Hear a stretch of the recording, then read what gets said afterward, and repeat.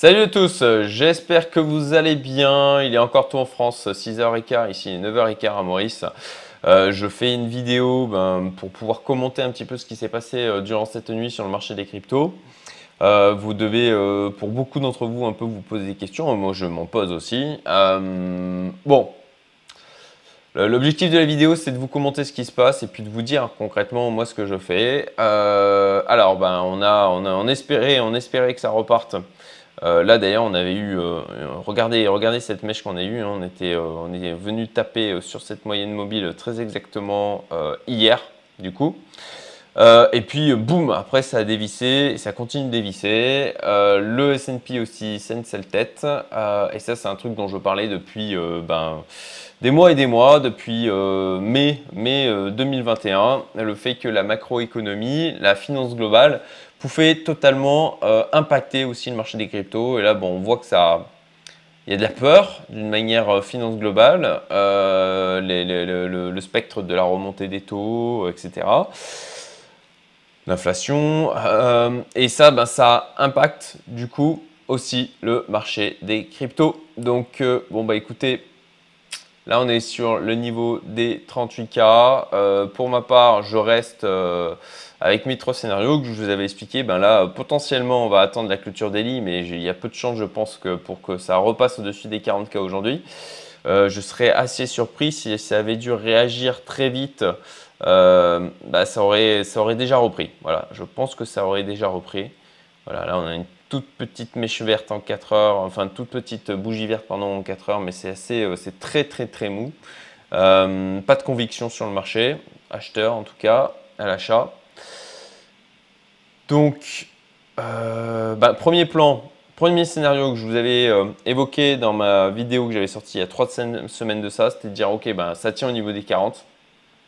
On fait bien des mèches pour dégoûter tout le monde, et puis ça repart.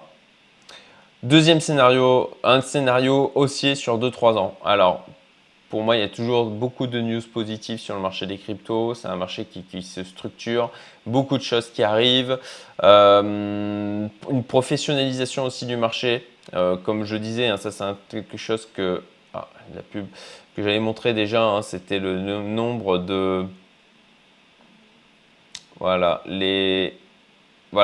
New Weekly Twitter Followers of Data and Research Services. Et là, on voit une augmentation qui est quand même bien présente. Donc, ça veut dire qu'on a des gens qui rentrent dans le marché qui sont plus avertis, clairement.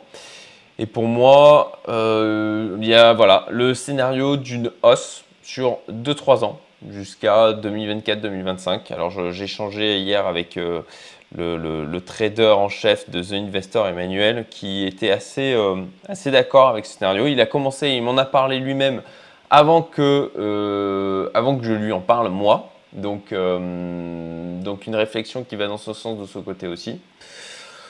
Donc voilà, là, manifestement, le scénario de on repart après avoir trouvé un béton majeur au niveau des 40K me semble invalidé. Donc il y a le deuxième scénario où pour moi, il faut pas que ça descende au-dessous de 35K.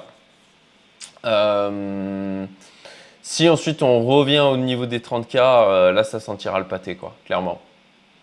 Donc, en attendant la clôture weekly, on reste zen. J'espère que vous aviez des scénarios, que vous aviez un plan et que vous allez y rester, vous allez le respecter. Et puis, voilà, c'est le jeu. Hein. Moi, ça me fait pas plaisir, effectivement, tout comme vous, hein, de perdre moi, en l'occurrence, c'est des dizaines de milliers d'euros, c'est voire des centaines de milliers d'euros.